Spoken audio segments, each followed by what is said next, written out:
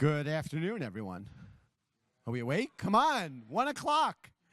I'm Matt Schechtner. It's my great privilege to serve as Executive Director of Advertising Week Europe, and this is, you're in for a real treat here.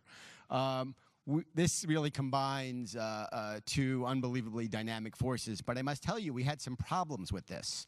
Somehow the word must have filtered to North Korea that we were doing something called the interview.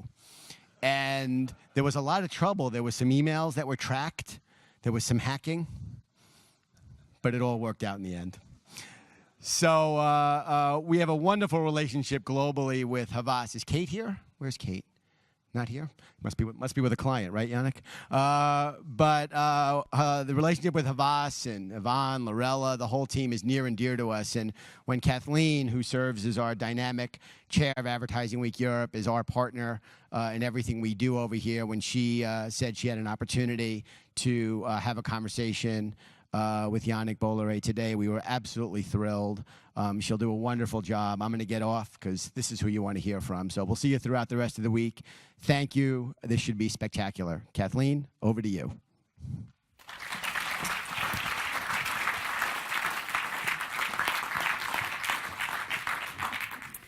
Well, good afternoon. Wonderful to see so many of you here. Thank you for making the time. It's lunchtime, I know, so I hope your tummies aren't grumbling too much. As many of you know, as well as being very involved in Advertising Week Europe, I also am the founder and CEO of the Lighthouse company. And it was our ambition when we set the firm up about 5.5 years ago to not just find and represent the best leaders in the industry, but to really apply some psychology to what we do. You know, I have a great passion for psychology, those of you that know me, and to really get to know the person within. I think all too often we see interviews or wonderful written pieces from these glorious global leaders in our industry, but actually who's the person behind the title? What do they really believe in? Who are they as an individual? What really kind of gets their heart racing? Where is their heart and soul? And I guess, as part of our role as a Lighthouse company, we have a lot of clients ranging from Facebook to Twitter to Clear Channel to Axiom, etc. But we also work with all 6 of the agency networks around the world. And we're very lucky to therefore have a wonderful helicopter bird's eye view of all of those networks and therefore how they're doing and how they're faring within the industry.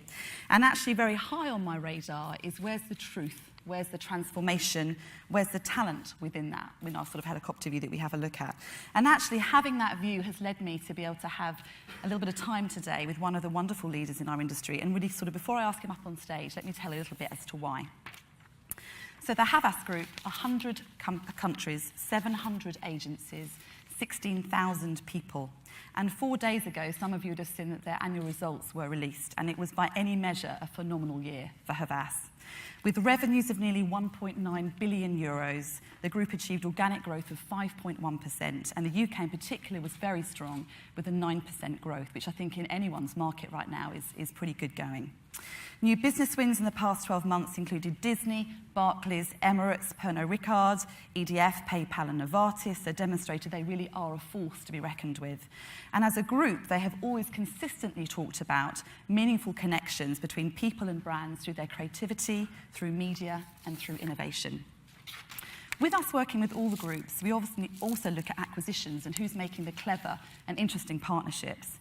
And examples for Havas include the acquisition of Bird & Schultz, the German healthcare agency, all the way through to their partnership with Myriad, which allows brands to integrate into the Universal Music Group videos. Some of that you'll see later on, I think, during Advertising Week Europe. Although they remain publicly quoted, they do actually own 82.5% of the share capital. I'm quite interested in what that means, and I'm sure lots of you have questions around Vivendi too. But actually, away from the glare and the pressure of the shareholder stakes, I'm interested to know a bit more about Yannick and what's important to him. And I hope that he'll offer us a bit more of a deeper insight and a glimpse into his heart and soul. It's an absolute privilege for the Lighthouse Company's first live interview of this year's Advertising Week Europe to be with the global CEO and chairman of Havas Worldwide.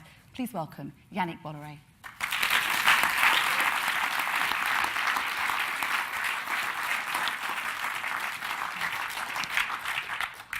Thank you very much. We have some Coke Zero here for you because I understand from my researchers that's what you love to drink. Yes, yes. So you'll be very welcome indeed. Yannick, it has been an amazing year for you, and thank you for being with us here today. Is it going to plan, is my first question. I mean, first I'm very happy to be with you. Thank you for having me. It's Pleasure. second year I'm here in London for Advertising Week. I'm quite embarrassed because we had a 30 minutes chat before the interview where I just found out you were a shrink, becoming a therapist. So I'm feeling very uncomfortable about what's going to happen in the... I'll be very nice to you. It's just between us. Yeah. And you know, all my life with Coke Zero and Evian, a client. Both, Coke also. No, everything, yes, you said in your intro, we have the chance at Havas to have an incredible momentum. Our group has been created by a man called Charles Havas 180 years ago. We will celebrate our 108 years anniversary by the end of the year. And I think we have never been as healthy as today. And especially in this time of big disruption, a lot of themes at Advertising Week are dealing with disruption, technology, digital innovation, how our world is getting disrupted. I think it's very important to have this good momentum and to be able to adapt to this excitement to come. You talked, when we were just talking before we came on stage, that you're feeling the planets are beginning to align. How does that feel for you, having put all this work into this business?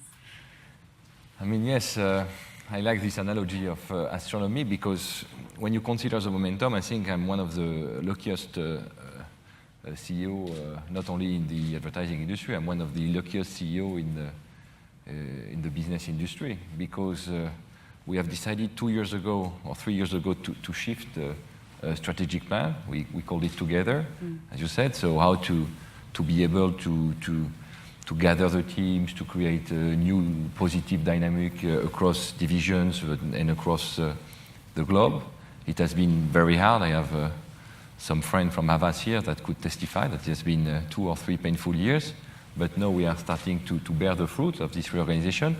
And in the same time, I would say the external planets, which are currency, will play definitely in our favor with a high dollar and a low euro. It will mathematically increase our P&L.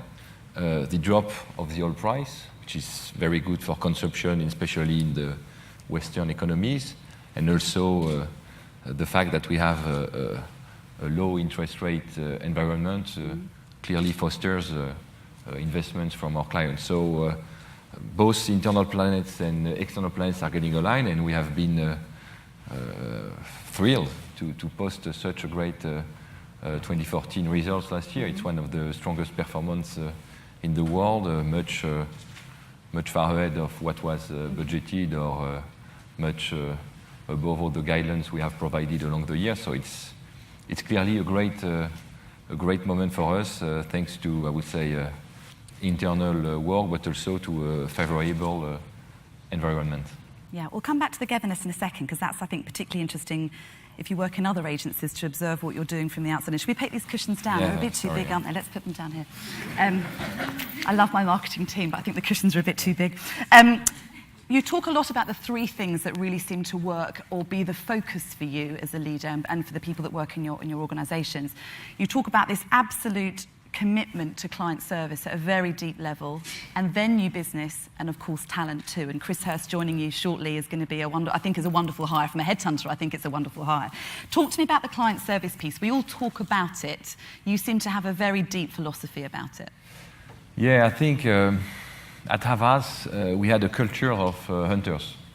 So I remember when I was joining Havas, I was receiving emails each time we were winning a client. I was copying in an email chain. It was 6 years ago.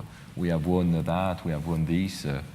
So I thought, great. So at the end of the year, I was expecting to see a plus 20-25% organic growth, and I was seeing a good organic growth, but not as good as what it should have been when you consider the new business pipeline. Havas has always had this very strong, aggressive way of pitching, a lot of hunters.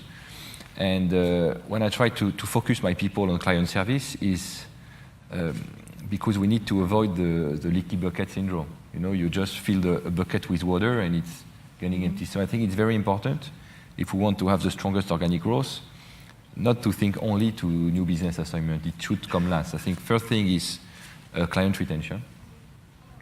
There is nothing harder than client retention because it's like in a marriage. You have been with the same man or woman for many years, many decades, so you know each other. So there is no bullshit policy. You need to tell the truth and to adapt. It's something hard, but it's something very important. Then to try to develop additional business into our clients' portfolio because we can see the lines with other industries are getting blurred. So there is plenty of new opportunities, I would say. And lastly, when we have time, try to have pure new business with new clients, but it's never easy. So client service is, I would say, a core key. It's also, for me as a CEO, try to meet as many clients as I can to try to anticipate or to forecast what will be their next expectations in the near future, so we can adapt and take the right decisions in terms of adapting our tools, our offerings to this new or to this future reality. It's interesting though, because when we observe all the different networks, there are two global CEOs that appear to be much more intimate with their clients than most, and I'd say it's you and Sorrel. And Martin is known for always replying to every email, whether it's midnight. He'll always reply, but he'll reply with one word. Yours is always with a sentence and a very elegant salutation at the end. I'm French, huh? You're French, which we adore. That must take a lot of time and a lot of concentration, a lot of memory. How do you make it work for you? No, I can deal with memory. No, I think it's very important to read his email, to enter his email. I mean, it's a fantastic tool, emails. We often talk about the inconvenience of the email getting, disrupted and interrupted all the time during the weekends, during holidays. But, we are living in a world where you can, just at Havas, we have changed the company in 2 years on global basis. And it was not just a plan we have decided 2 years ago and we rolled out. We needed to adapt, to fix things. Mm-hmm. And thanks to this new way of communicating, thanks to these emails and all new platforms, we have been able to change a global group of 16,000 talented people very quickly. And the results are here. So I believe it's important to be... I don't know how to say properly in English, but I think it's important to always be very cautious at every details of your organization, even the weak signals. It's important to try to make sure clients are comfortable with the service, trying to make sure that your people, your local CEOs or managing directors are still happy in the company. So it's important to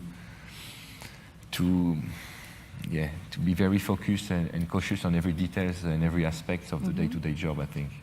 Now, clearly, there's been lots of news and talk about the Havas villages that you've been creating. So there's 25, 26, the last count. I know London's going to come on last, I think, in 2017. Are you leaving the best to last? What's that about? Maybe. Maybe because... but talk a bit more about the villages, because that's very much, again, about being together and giving the clients everything that they need, and almost the way I read it is almost a full-service plus model, if you like. Yeah, sure.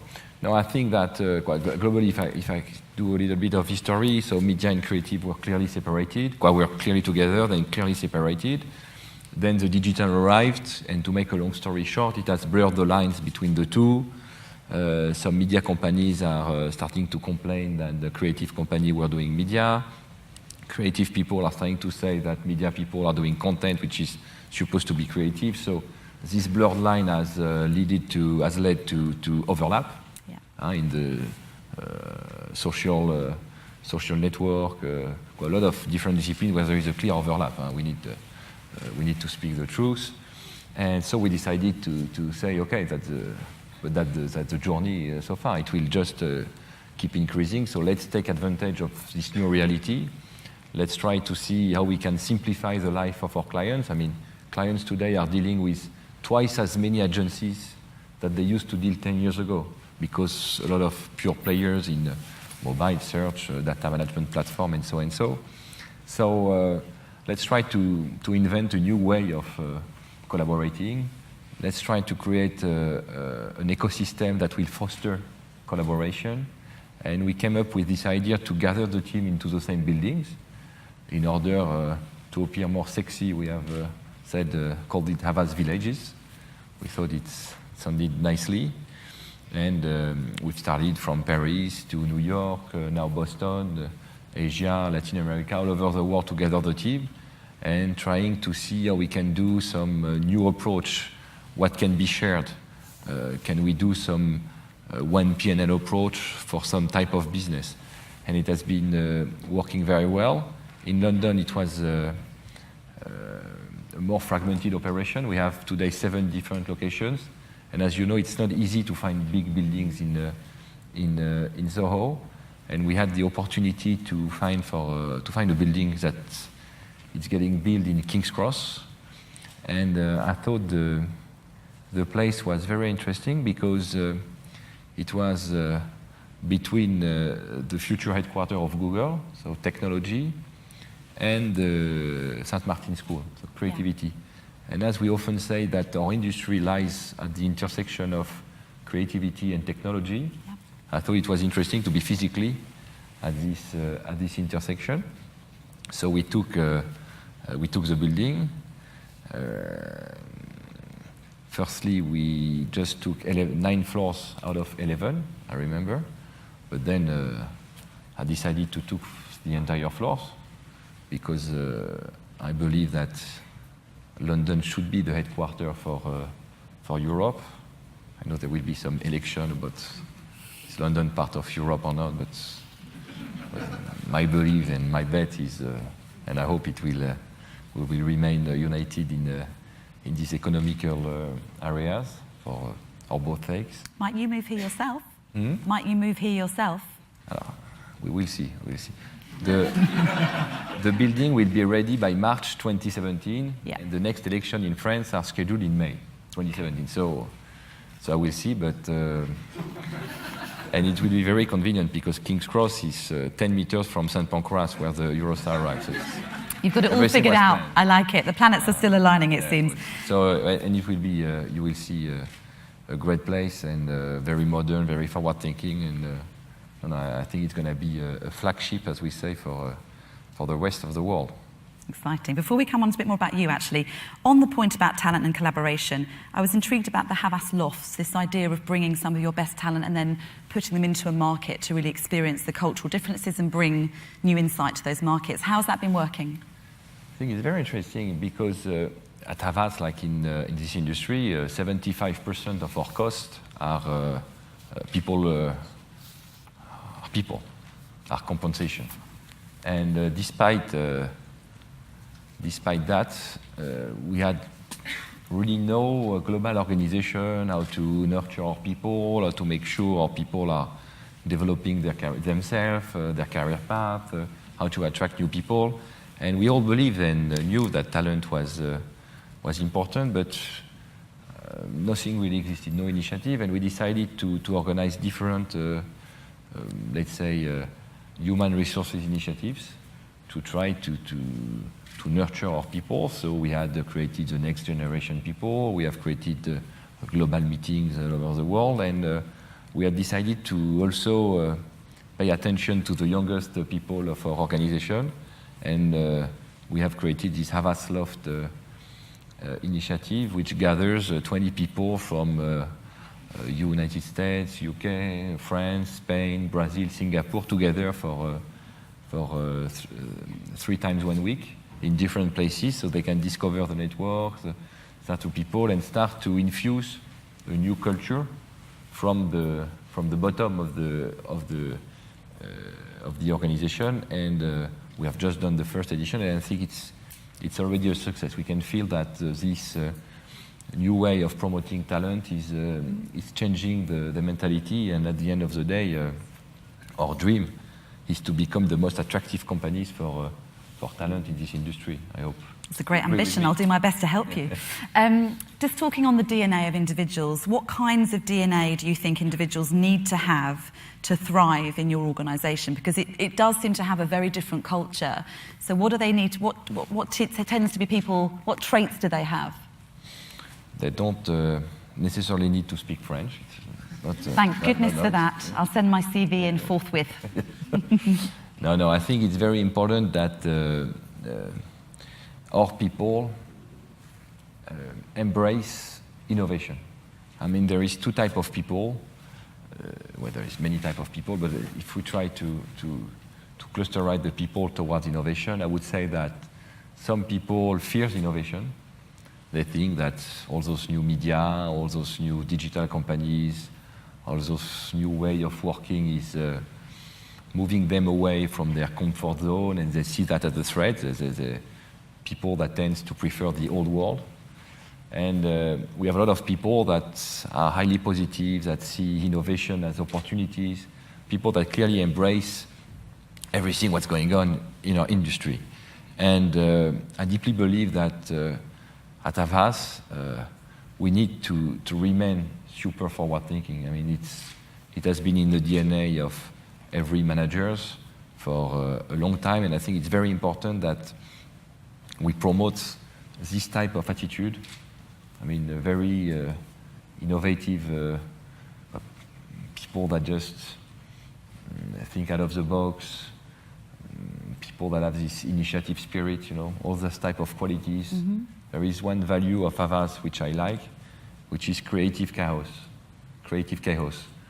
And I think it's, you know, that was this German philosopher Schumpeter who invented the concept of destructive creation. Mm-hmm. You know, how when you destroy something, you can create something new. And I like this idea of not creating too much process, you know, mm-hmm. Leaving people to express and engage and find new ideas. And at Havas, ideas can come from all over the world, yeah. Or anybody, and can be implemented when it's a good one, can be implemented globally very easily. Mm-hmm. Understood. Now, talking of chaos, can we bring you back to home a little bit? Some things that probably we don't know. We know that you're a father of 4 daughters. We know you're a mad tennis player. We know that you run marathons. All of that's quite well documented. But tell us where it began. Where was home? We kind of know what Dad does. What did Mum do? Tell us a bit more about home. My family grew up in Brittany, which is the west part of France. They were sailors, and they developed a paper factory called the Papeterie Bolloré. Very long time ago. It's nearly 200 years old. And the company did well, and after the Second World War, unfortunately, it started to collapse. A generation later, my father, Vincent Bolloré, took over the company. He just bought back the company for 1 symbolic French franc, because it had a lot of debt at this time. And he tried to reboot the company. And he brought a lot of disruptive approach. He had innovated a lot in the way to manufacture the paper. And the company went back on track, and then he decided to diversify it. I was born in this environment of a young, my father was a young entrepreneur trying to make a success out of a declining family business. And through the years, it became a great success. The Bolloré Group became one of the top 500 companies in the world, well diversified, 70,000 people working. My mom was also an entrepreneur. She has created her own company in trainings. And I always had, since I was a child, I've always been nurtured with this successful entrepreneur story, whether it's from my mother's side or from my father's side. All the people were telling me these great stories. Plus, we had some World War heroes. So I mean, was that inspiring or was that intimidating? Very inspiring. I mean, to see all those people. My great grandmother, which I knew, she died very, very old, was working in the French Secret Service during the war. She was number 2, she's very famous amongst the Secret Service, as long as someone can be famous in the Secret Service. She was quite well known for the people who worked there, but nobody knows her, but she was a star. So, I mean, I had all these great stories, so I wanted myself, you know, I was a young kid, a dreamer, so I was dreaming of adventure and creating, hoping I will... Did you have any set idea of what you thought you wanted to be when you were very young? Even a crazy idea? No, I mean I didn't know exactly. I remember I wanted to run companies. Sometimes I wanted to run into politics. It was hesitating between the both, but I always wanted to be an entrepreneur, to try to try to develop things, to create things. I don't know. I always had in mind those great examples around me. So I said, if they did it, why not?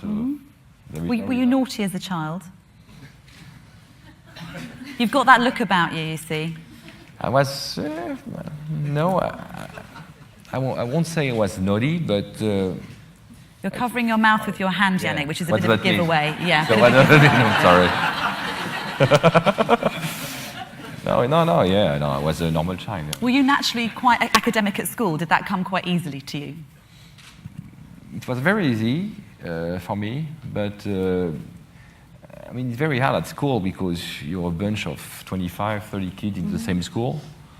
So the pace, people, they all have their own learning skills. So the fact that it was easy did not make my life easier, because if you need to catch people's attention, I mean, we know that with the digital space. If you need to catch people's attention, you need to give them some things that will, make them think, make them, try to interact. So it was not very easy, but globally it was. I mean, school is okay. It's not. I don't know, is it here in the UK? But that's something that. Yeah, it was natural. It's doable. I mean, yeah, I understand. Can you recall a proudest moment as a child? When did the tennis start, for example? The proudest moment? No, not many. I mean, I had a brother approximately the same age, so we were competing a lot, playing tennis. We were competing for everything, video games. So each time I was winning. It was not always the case. He plays better tennis than me. Are you a sulker or a shouter when you don't win? No. It depends. It depends. It depends. It varies. Obviously, we all know you went on to be involved in the cinematic business and producing movies, etc.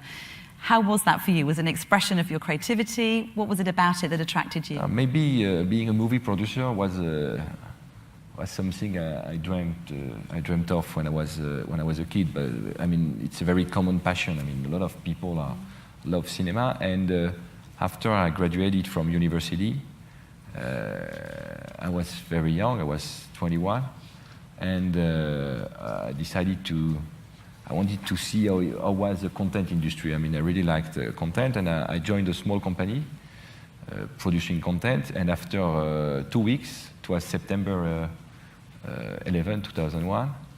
So the entire world collapsed. Mm-hmm. So everything was stopped, all investments was blocked, and I decided to say, okay, why not? I mean, I'm 21 years old, let's try to have this entrepreneur adventure I've always dreamt of. And I started let's say company, so not even a company, so this small activity with a friend. Was still a student. I was 21, he was 23, and we had some chance. We met some people. We started to produce video clips and TV documentary, but for nothing. It was small stuff. But then it went well. We met the right people. We've been working a lot, but lucky enough to have some new assignments. And at 25 years old, I was releasing my first movie as a producer, feature film on the French Champs-Élysées. And I remember it was the number one start of the week, so it was the number one movie, which was a challenger movie, the small budget. And I was very proud at this moment to see that I've managed to create something that was producing some great stuff. And I remember it was a great moment of my life being a movie producer. It's really nice, especially when you're single. Well, talking about being single, you obviously did go on to get married. What year did you get married, and how did you know that she was the one? She's not here, so I hope someone is recording. So it's live streamed. I'm sure she's watching at home. No, I mean, I was 25 years old, and I just met her in the south of France, and we are spending both the holidays in south of France. And I don't know, I don't know if I could afford I was struck by the lightning. You say that in English? We do. Okay, so it's the same. And I don't know why, and I saw this woman, this young blondie, she had a 2 years old baby, and fell in love. And 2 months later, I proposed her. Wow. Yeah. How did you do it? I was very anxious because her father is very big, and I remember. And I watched with her the movie. What was the name of the movie? Pride and Prejudice. Ooh, very romantic. And the story of a man with many daughters, and all the boys need to propose and to ask the hand to the father. And she said, "Oh, it's so gorgeous." Okay, so before proposing her, I went to see my future father-in-law to ask permission. And it has been, I think it has been a key moment because we have managed to build together a relationship that we wouldn't have built if I've just keep him updated after having proposed my wife. So I think it's a very smart advice you can write down. Very British advice. Always ask the permission to the father. He couldn't decently say no. I mean, it's sure, so he could just only say yes and be happy to know before his daughter. And now that I'm a father of daughter, I can understand. And then I took her to the beach in the Caribbean. And after dinner, I remember I didn't eat nothing at the dinner. I was very nervous, but she said yes, and we had. And here you are. A year later, our first daughter, then another daughter, and then another daughter, and then. I have asked Yannick whether he's going to have any other children, and I asked him what his lucky number was, but he refused to reply. So I'm hoping. No, I didn't want to reply because my lucky number is 5, and so I didn't want you, as a therapist, to think that. I might have seen the number in your eyes. Yeah. But listen, given you have all these gorgeous, gorgeous daughters, and hopefully someone will come and ask you for their hand in marriage one day, how do you handle the family, the commitments to the family and wanting to be with them when you have such international travel with your job? FaceTime. Yeah. Skype. I mean, today you can be here without being here. I mean, and you know, to tell you the truth, before I was running a media group and I was based in Paris. I wasn't traveling at all. And honestly, I was leaving home very early, coming back very late.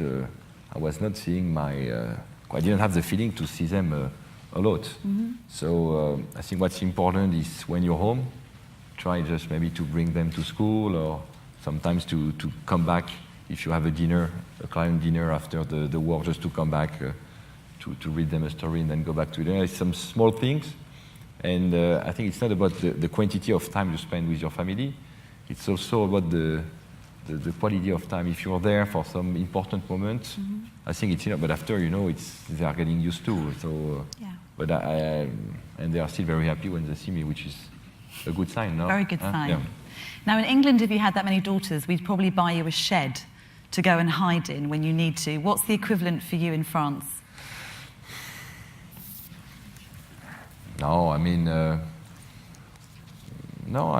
I like to spend time with my family. So I don't have this need, and I would say that I have so much tension coming from the work that I think it's very nice to have this oxygen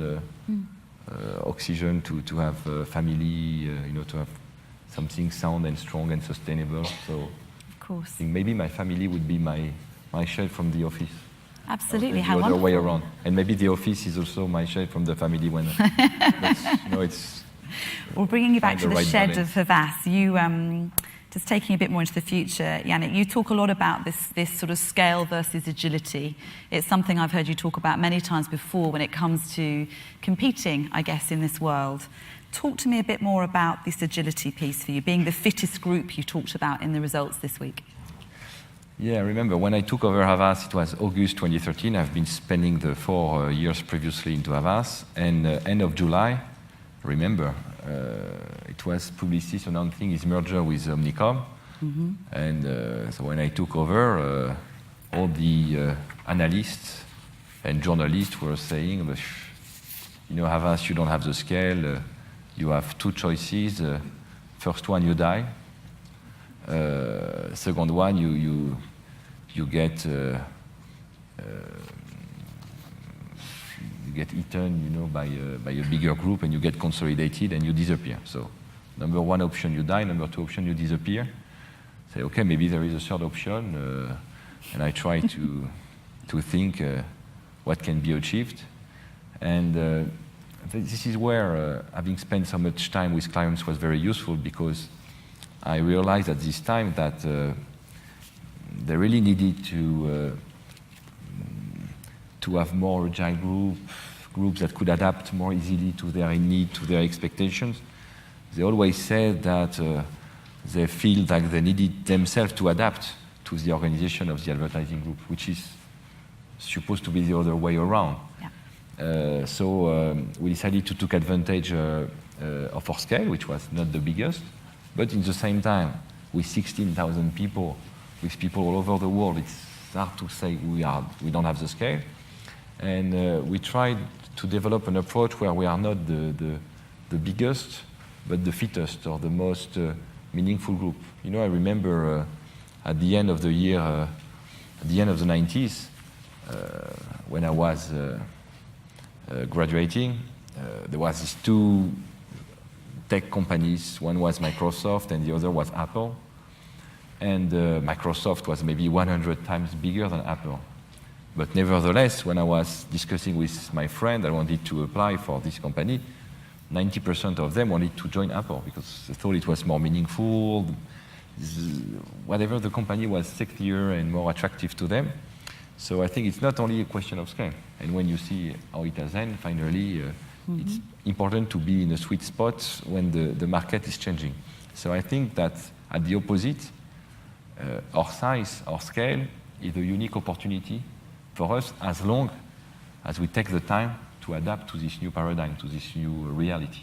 So, how much of that is going to be through acquisition? You've made some very interesting, quite tactical acquisitions to some degree. If we think about Myriad, or the partnership with Myriad as one of them, we actually have a film on that. Would you like to show that? Yeah. Or would you prefer to talk about it? Yeah, just maybe a word of introduction. There is, of course, the big companies, the Twitter, the Facebook, the Google. We all have partnership with them. Even with some companies, Havas is the first mover in this field. But there is also a lot of small companies, small startups.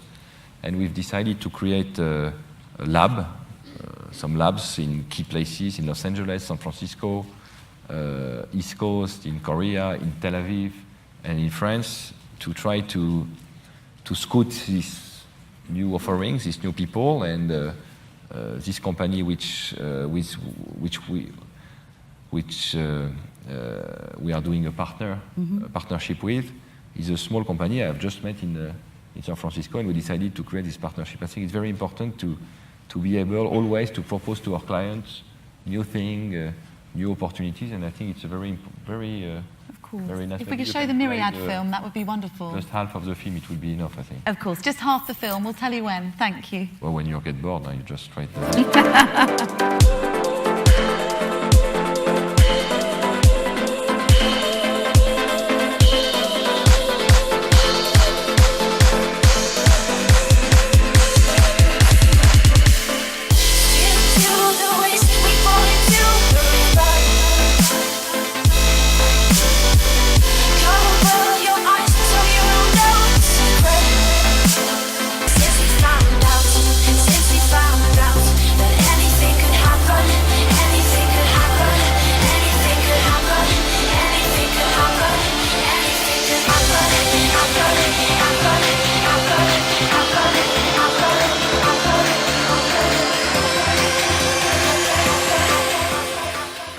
Thank you very much, the lovely men in the booth. So a great example, I think, with the work you're doing with them. I know they actually have a session, I think, on Thursday afternoon with your team, I think with Ellie Goulding, so that would be very interesting to have a look at. How do you decide which of these businesses is going to culturally fit well, or these partnerships are going to work with your business? I guess people must be feeling if they can pitch to you, etc. What works? What kinds of businesses are working? What's their attitude? No, I like the idea, and that's true that today the way people are consuming content has changed.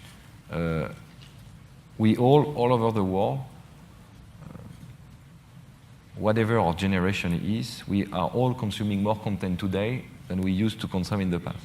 Before we were consuming movie content on the TV screen, today is on tablets, mobile phone, smartphone. And we can see some companies like Universal Music, by instance. I have one of my friends from Universal was here, having some of their inventory that represents maybe half of the video, music represents half of the video consumed on YouTube. So our idea was, if we manage to talk to these people, to see their inventory, this idea can change completely the way to advertise, because you can change the content after he has been produced. Why not try to create something new, something out of the box? I'm not saying that it will replace the entire advertising industry as we know it traditionally, but I think it adds some added value. And I think it's important for a company like Havas to be able to propose to our clients, with partnership with the one with UMG, to be able to propose out-of-the-box thinking. And our clients, all the clients we have presented to this video that speaks for itself, are very happy that they feel that Havas is a partner that brings them additional value in this field. There seems to be there's empathy and there's intuitive thinking around the way that you seem to operate as a business. Again, is that coming from you as the leader, or is that just in the people that you hire? No, I think but for this company, it's me who met the company. But I mean, honestly, if I had received the company, the video from anywhere in the world, I would have had the same reaction. But you're right to highlight or to underline the points about human. I think it's as an organization, we need to adapt to the personality of our team, and not our team to adapt to our enterprise culture. Yeah. I think our people are forging our identity. And depending on the people we have on the field, we will adapt and create an ecosystem that will help them. But it's quite rare in this industry to do it this way. Yeah, understood. So last sort of business question, then I'll have a quick fire round to finish on, which I hope you'll find fun.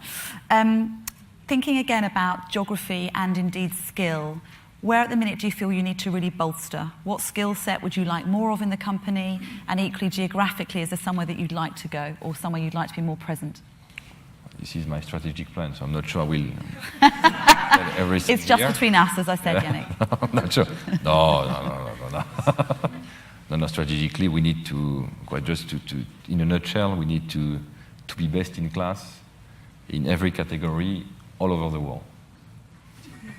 I'm not going to accept that answer, Yannick. I'm not going to accept that answer. That's avoidant, as we'd say in psychology terms. Geographically speaking, there is a lot of new countries emerging, but we should not avoid working on the mature market, mature economies that are still leading the way.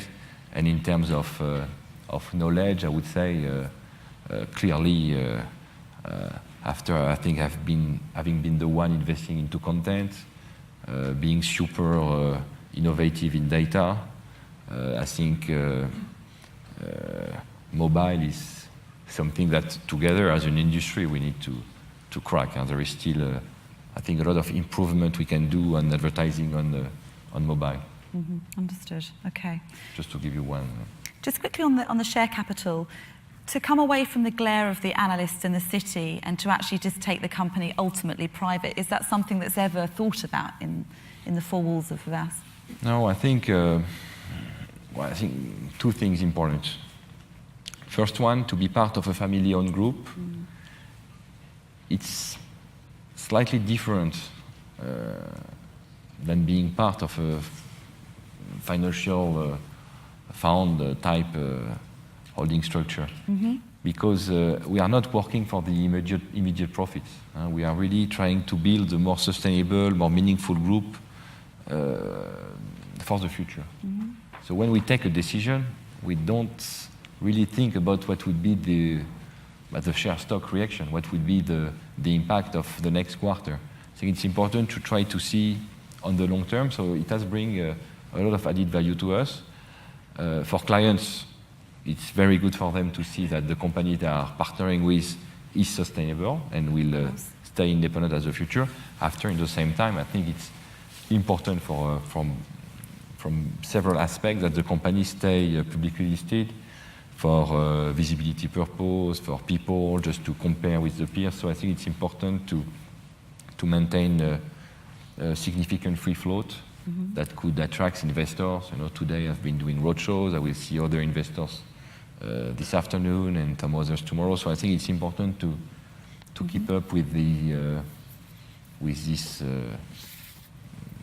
type of healthy financial management at the same time. So try to combine best of both worlds. Okay, thank you for answering that. Now that I have 10 quick-fire questions and then a final question for you. Are you ready?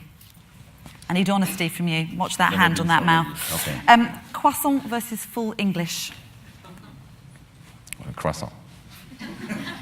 Bath or shower? It's a question of time. I think on the morning maybe shower is more energetic. No. No, I'm a bath person all the way through. Yeah. Oh. London or Paris? My heart is in Paris, but my wallet is no. I'm just, both are. Eurostar or Air France? To come to London, Eurostar, definitely. Okay. Federer or Nadal? That's the key question. I think they are both great champions, to be honest, and I have, for different reasons, a lot of admiration for those two players. So I would say the scratch of the eyebrow was a slight anger with them as well. I think I would say. Yeah. Okay. No, both. Have you played either of them socially? No. I've played a lot of great tennis players with for fun, but never. There was a rumor from your PR team that you've beaten one of the very well-known tennis players. Is this true? Yeah. I'm proud of it, I can see. Beach or Alps? It depends of the season, I'm sorry. But you can say Alps. Both if you like. No, I prefer Alps for winter and beach for summer. No, it's very... Chocolate or crisps? Oh, chocolate. Dior or Chanel? Client first, Dior. Lyon or Delicatessen? Oh, I love Lyon, and I'm a good friend with the director of Lyon, so say Lyon. Lyon. And finally, Pedro or Paul?